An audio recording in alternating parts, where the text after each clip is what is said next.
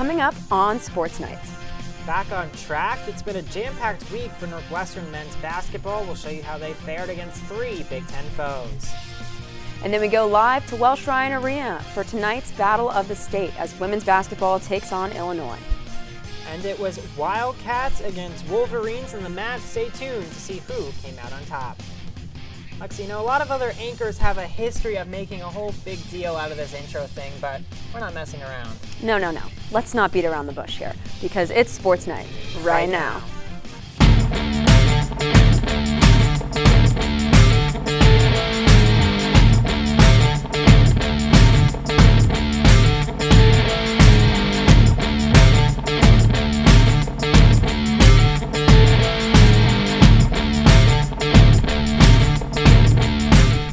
Hello and welcome to Sports Night. I'm Lexie Jordan alongside Logan Schiciano. We have a fun show coming up with lots to unpack, from an overtime men's basketball upset to more lacrosse accolades. A fun return for Logan and I after our quarters off campus. Yeah, it's great to be back in Evanston, Lexie, but we've got a lot to check out in this past week of action. There's no sugarcoating it. Every game for Northwestern men's basketball is a big game with where the Cats are at this point in the season. After a difficult stretch to begin the month, the Wildcats look to straighten things out exactly a week ago at home against Maryland. Head coach Chris Collins shaking things up, handing freshman Angelo Scheravino his first career start. The Cats welcome Julian Reese and the Maryland Terrapins to the Welsh for a Thursday night marquee. Scheravino wasted no time making an impact. He's going to help kickstart the scoring by feeding Matt Nicholson down low for the finish. Maryland did its scoring with the 3-ball, shooting 40% from beyond the arc. Jacoby Gillespie had 2 on the night, including 1 right here. But Ty Berry says, anything you can do, I can do better. He's going to knock one down from the left corner. He had a double-digit performance, his first since December 29th. Taking us into halftime, it's Nick Martinelli who's going to beat the buzzer with this layup, a reoccurring theme in this one. We'll get to that in a minute. Cats lead by 1. Northwestern went on a 12-0 run 5 minutes into the second, capped off by a 3 by Brooks Barnheiser to give NU its largest lead of the night at 10. But fight back did Maryland and Derek Queen, who pulled the Terps back within 3 with 7 minutes to go. And then with 10 seconds left, Gillespie beats Nicholson to tie the game. Back up the court, Barnheiser had one last chance driving down the lane, and he misses to take this game into overtime, knotted at 68. Brooks Barnheiser did all he could in the overtime period to redeem himself. He may have gotten away with the travel, but the Cats don't care. Northwestern ahead. And with this game tied again, it's Martinelli off the inbound play, and he's going to knock it down to give Northwestern the win. Clutch play by Martinelli, and he delivers. Northwestern wins 76-74. Northwestern would then travel to Ann Arbor for a top 25 showdown against the Wolverines. Here early in the game, Martinelli's going to knock down the baseline jumper to put Northwestern ahead 7-0. But Michigan's offense would get going. Vlad Golden knocks down this straight-on 3. Michigan's star doing it all in this one. Northwestern fighting, though. Jalen Leach misses initially, but then gets his own rebound, kicks it out to Ty Berry, just inside the line for the deuce. Battling back and forth were both squads in this first half. Michigan fighting, and the and one right there. Later on in the first half, Leach down the lane, tough finish. And at the half, Northwestern goes into the locker room up by 5, setting things up for an exciting second half. In the second half, about 10 minutes in, Brooks Barnheiser with the and one. Actually, he missed, but he was able to nail both free throws. Then back to the line, Matthew Nicholson tied it at 65 at the end of regulation. Now, much like the majority of the game, the theme in this one, back and forth. This free throw cashed in for the Wolverines, putting them up 4 with just over 6 seconds to go. That was all they needed. Northwestern couldn't get anything to go from the field in overtime. Michigan takes the win 80-76. Tough loss for the Cats. Now, after the Cats lost that one. They were back on their home floor last night against Indiana. They snuck away with a 79-70 victory. Joining me now to talk more about that is Brendan Preisman. And Brendan, back and forth game, up and down affair last night at the Welsh. What was Northwestern able to do? How were they able to sneak away with the victory last night? Well, Logan, I think the big key is three-pointers. Heading into last night's game, Northwestern was 110 for 349 from beyond the arc. That's 31.5%. That would be almost bottom 100 in the nation. But last night, Cats made 13 of their 27 shots from beyond the arc, 48.1%. That's their highest mark of the season, and 9 of 14 in the second half as well for Northwestern. Of course, fueling that was Ty Berry, 23 points for the graduate, tied a season high, also a career high with 7 made three-pointers on 10 attempts from distance. That's his most three-point attempts in a game since December 29th of 2023 against Jackson State. He also had the second most rebounds for the Cats last night with 7 and tied for the most blocks with 2. According to College Basketball Reference's game score metric, it's Berry's best game ever against a Big Ten opponent and his second best game ever.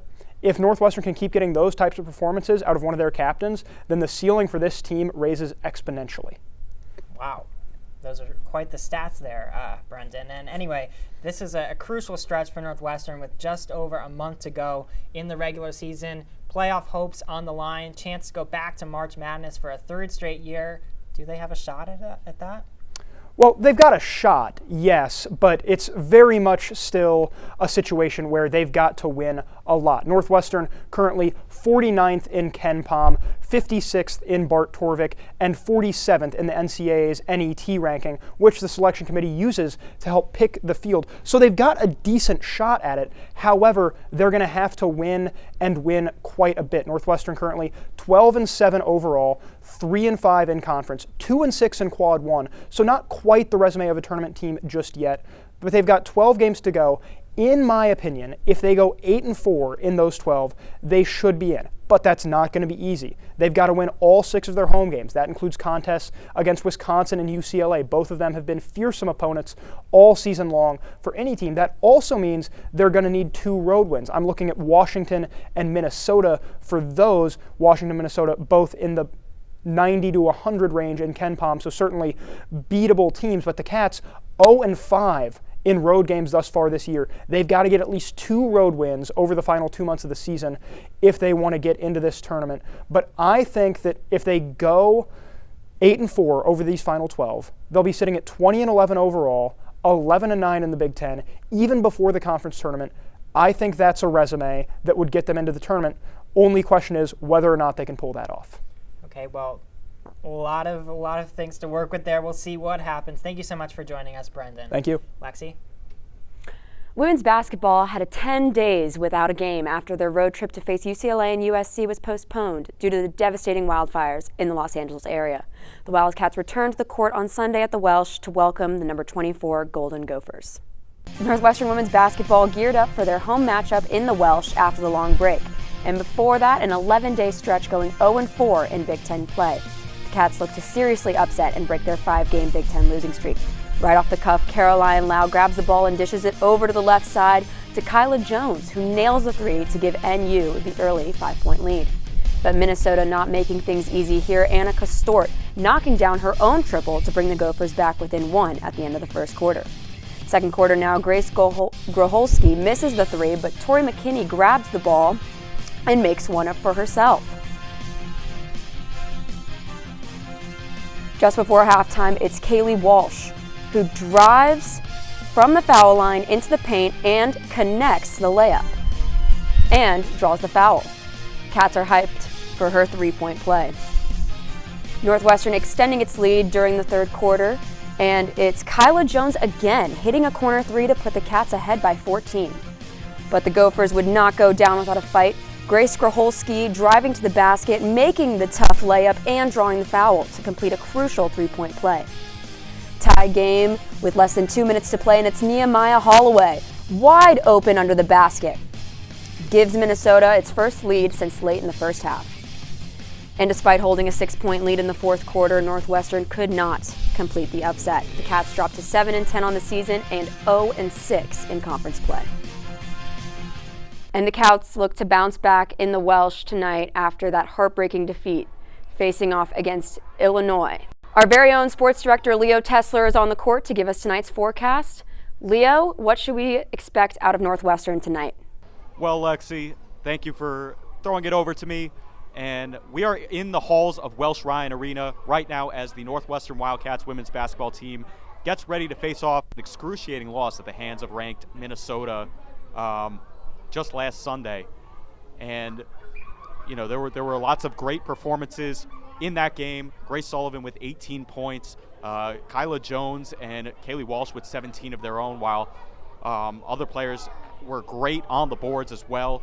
And in addition to that, you know, Illinois, who was ranked at the beginning of this year, they just suffered an excruciating home loss to ranked Michigan State. Michigan State ranked number 22, Northwestern facing Minnesota ranked number 24. So Illinois just lost 18 points to Michigan State on the road. They had some great performances from some of their better players, but again, you know, only scored 68 points in that loss. So do I think Illinois might be the better team here? Yes, probably. But with Northwestern coming off the win that they just had, or rather the near win that they just had over Minnesota, it could be anybody's game. So Illinois probably coming in as the favorite, but Northwestern, don't sleep on them just yet. Guys, back to you. Thanks, Leo. Should be a fun matchup. Who doesn't love an in-state rivalry?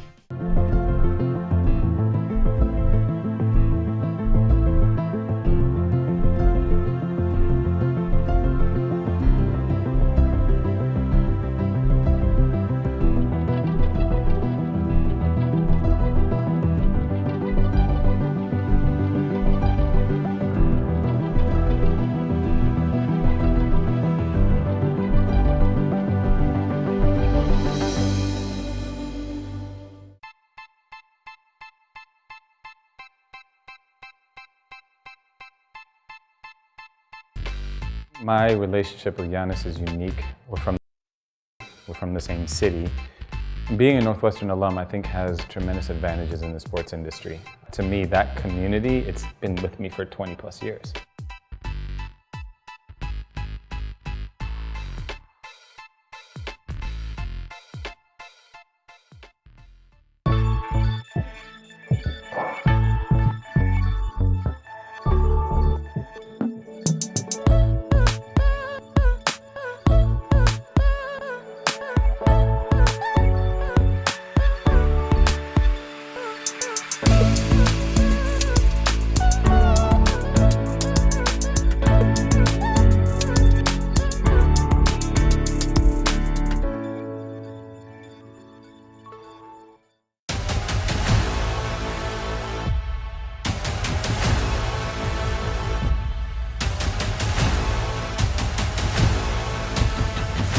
Ready, set, go!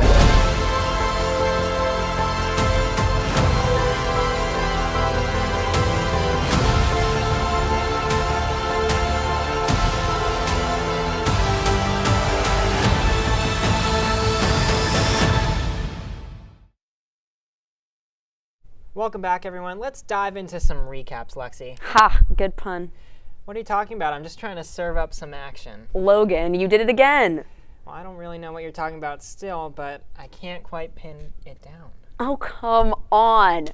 Anyway, wrestling had a tough test last week as they took on 15-ranked Michigan at the Welsh. Wrestling welcomed Michigan to Welsh-Ryan Arena, seeking their first win in the Big Ten. The Cats were looking to bounce back after a tough pair of losses to Purdue and Illinois. Starting things off at 125 pounds, Dedrick Navarro absolutely dominated Wilfred Tanafew. Here Navarro secures the near fall to notch 4 points on his way to a 14-0 major decision. The 133-pounder Massi Odioti was next up in a closely contested bout.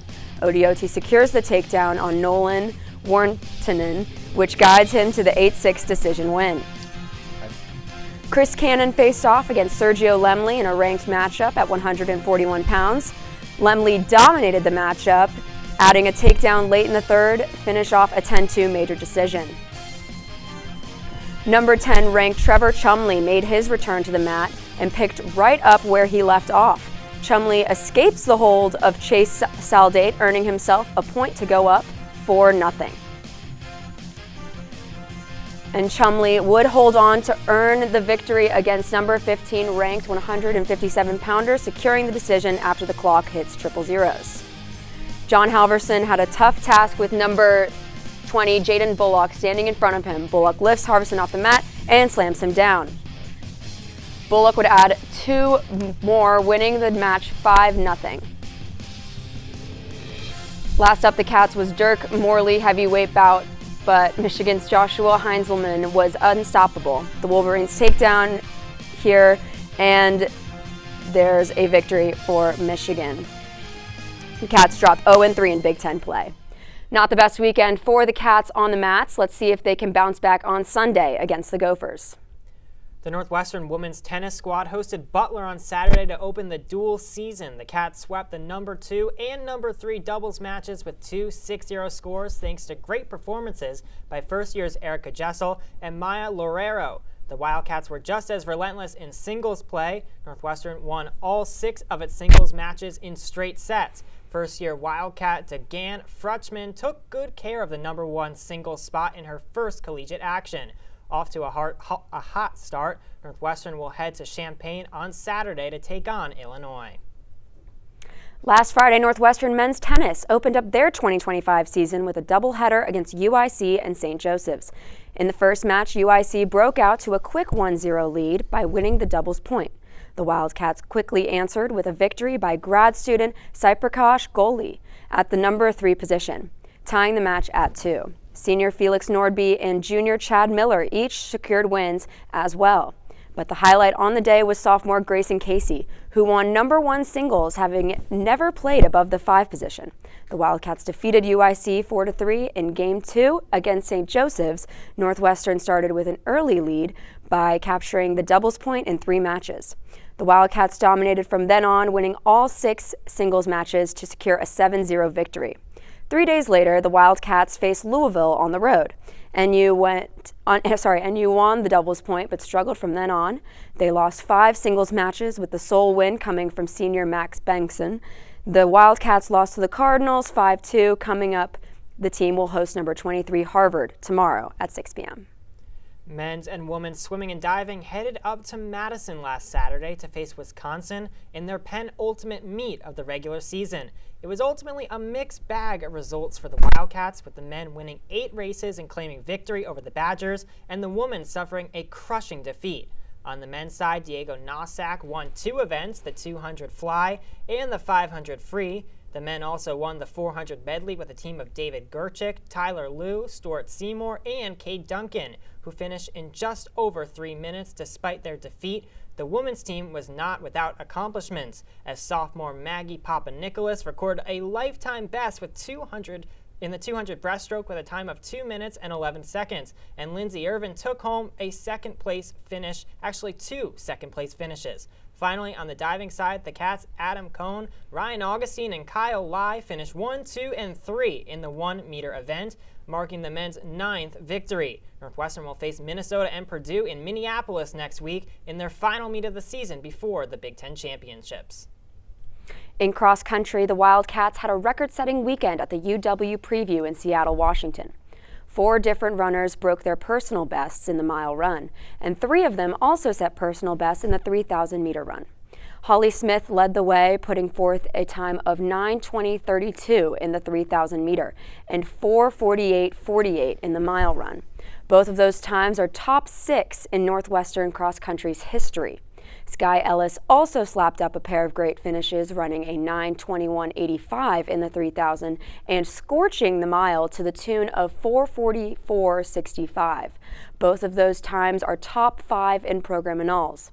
Chloe Wellings also entered the team's all-time top 10 in both of those events, now sitting at 6th in the 3,000-meter and 7th in the mile. Northwestern is back on the track 2 weekends from now at the Midwest Classic in Indianapolis. And coming up, one of Northwestern's most successful programs is making history. We'll tell you how after the break.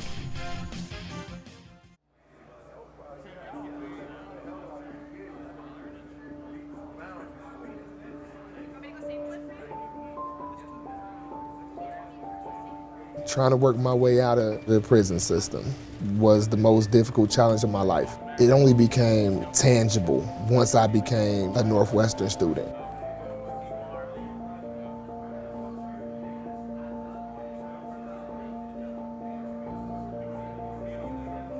One, two, three, four.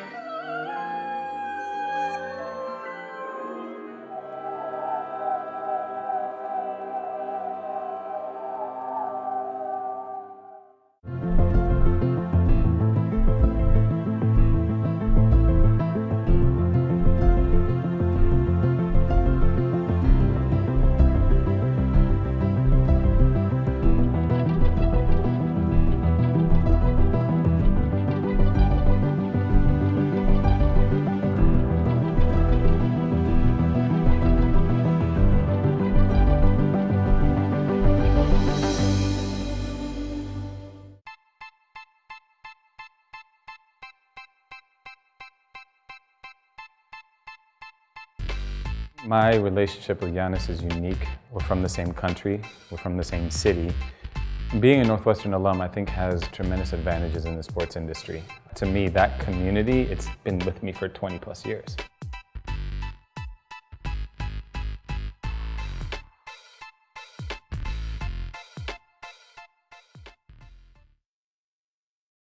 Welcome back to Sports Night. The lacrosse season may be just over 2 weeks away, but the 2023 national champions are wasting no time racking up the recognition. 5 Cats earned USA Lacrosse preseason All-American honors. In case you've been away from the game for a bit, I'll help you get to know them.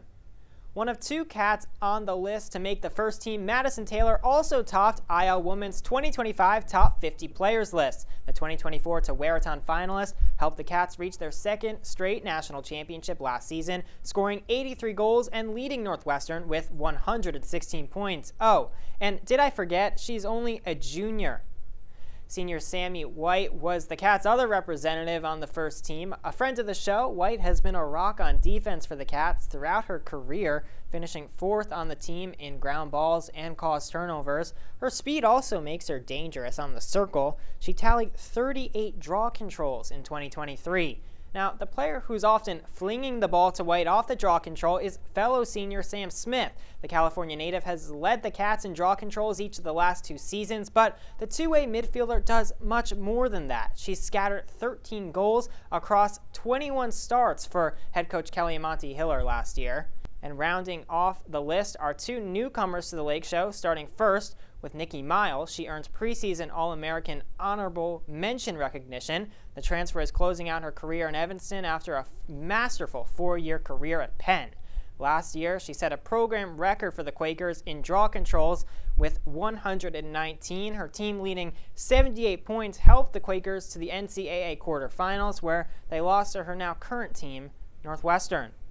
And last but certainly not least, also making the honorable mention list was 6-year transfer Delaney Schweitzer. Now, Cats fans may know Schweitzer from her years stopping shots with Syracuse, but now the graduate student goalkeeper will be trading the orange for purple on her quest to claim her first national championship in her final season. And if the Cats do make it to championship weekend this year, they'll be taking a trip to Gillette Stadium in Foxborough. But next year, Northwestern will host the Final Four just a few minutes walk away from our studio at Northwestern Medicine Field at Martin Stadium. It's the first time the Division I Women's Lacrosse National Championship will be played outside the Eastern Time Zone, a major milestone for the program and the sport. And while 2026 may seem like a ways away, you only have to wait 2 weeks to see Northwestern Lacrosse open its season on February 7th at home against Notre Dame. And Lexie, I'm planning on being there. Are you going to be at that home opener? I can't say I've bought my tickets yet, but I am so excited for the Lake Show. Well, still plenty of time to get those tickets, Lexie. Lacrosse is starting up soon, but NU basketball is in the thick of their season. But this week, another basketball season got underway at Northwestern. The players? Hundreds of Northwestern students, just like you and me. Sammy Krimstein has the story. I'm here at Henry Crown Sports Pavilion, more commonly known as SPAC, and today I'm covering Northwestern basketball, but there's going to be no Nick Martinelli, Brooks Barnheiser, or Chris Collins because I'm covering intramural hoops. It may not be D1, but the competition is just as fierce. It's just the first week of the IM season, but Team Car Wash has been preparing since last year. You may have heard that we went 0-4 last year. We weren't about to let that slide. We weren't about to let that happen again. Yes, sir. So we had to come and we had to win. I told them, we're practicing, we're locking in, we're watching film, we're taking clips. Their team captain put together a 47-slide presentation with offensive and defensive game plans. They even have a head coach who films their games on an iPad. After their first win, they look to continue raising the bar. I told my guys before the game, last season you went 0-4, but if you win this game tonight, I'm going to wear a suit for every other game. Northwestern intramural basketball is split into 3 leagues. Open competitive for the most serious and experienced ballers, co-rec, which requires teams consisting of men and women, and the most popular, open recreational. Each team competes for the ultimate prize, an IM champion t-shirt. We definitely want to win. We want to get that shirt. We want those IM champion shirts. We're getting that shirt before we graduate. For some, IM is a great way to get together with friends. For others, it's a needed outlet from a heavy load of schoolwork. Really, just been locked in all day, just grinding work. I get to hoop. IM basketball appeals to hundreds of students every year, with 90 total teams and over 700 confirmed registrations for the 2025 season. Not even all those slots could fill the sky-high demand to play. 27 teams are still on the wait list. We can only take so many teams based on the size of the space we have, the amount of courts, the staff, our budget, resources. When strolling around the courts at SPAC, you'll see a wide variety of experience. Many had played on teams in the past. Some players were new to the sport, while others came in with a bit of an edge. I was first team all-conference senior year of high school. Thank you. Wow. IM also brings a variety of students out to play. Fields of study from the humanities to STEM are represented, bringing students together who usually wouldn't have the chance to interact. Even grad students get the opportunity to ball out, like Team BME.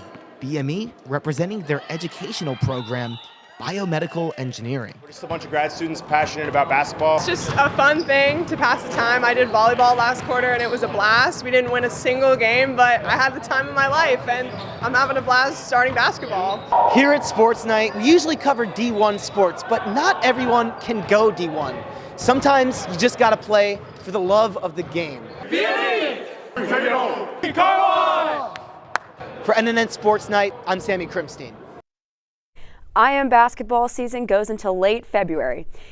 I would know that as I am a competitor myself, and as is our reporter Sammy Krimstein. Can't wait to see him out on the court.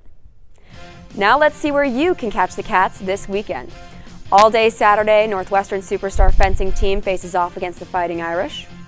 And then at noon, women's tennis takes on an in-state rival in Illinois down in Champaign. Then Sunday at 2 p.m., men's basketball takes their shot against Illinois, looking to go 2-0 on the season against the number 17 team. And don't head out just yet because we've got everyone's favorite part of the show, Plays of the Week, after the break.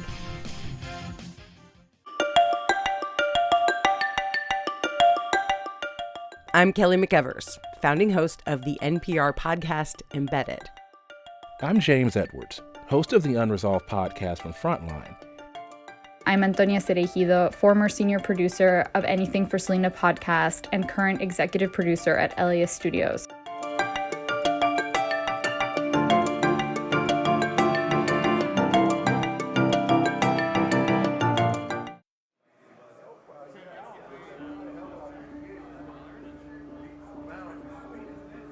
My narrative, since I've been locked up and kind of made my transition, has been like redemption, accountability. When I come into the classroom environment, every individual that sits amongst me takes education seriously.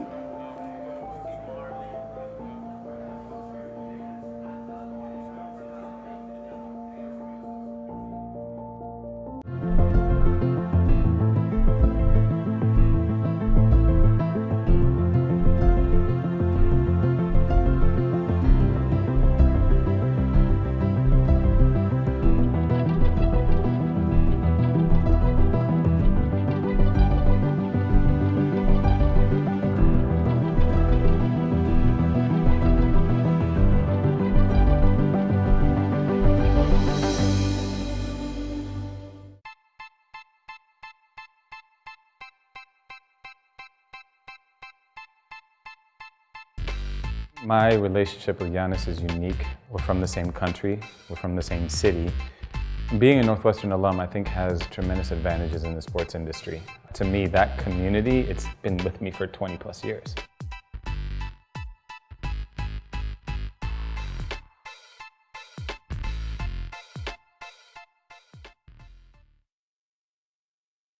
Welcome back. You know, what a show it's been so far. Winter quarter always brings out some fun games, Lexie. And even more fun plays. Let's check out this week's Plays of the Week.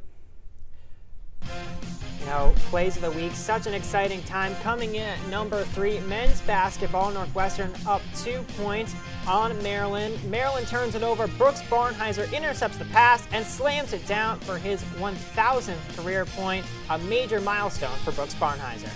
And at number 2, 13 seconds left in the third against Minnesota, and Caroline Lau steps past it to Kyla Jones beyond the arc, who drained the 3. And at number 1, you saw it earlier, but we've got to play it again. Tie game against Maryland, and Nick Martinelli drills the baseline jumper to put the Cats ahead. They would take this one in overtime, a 2-point victory. What a game for Northwestern. Well, that's all we have time for tonight. Another action-packed week in the books. Yeah, we've covered everything, wins, losses, and a whole lot of highlights. Make sure to check us out on X at NNN Sports and on Instagram at NNN_sports. For Logan Schiciano, I'm Lexie Jordan. Good night, Evanston.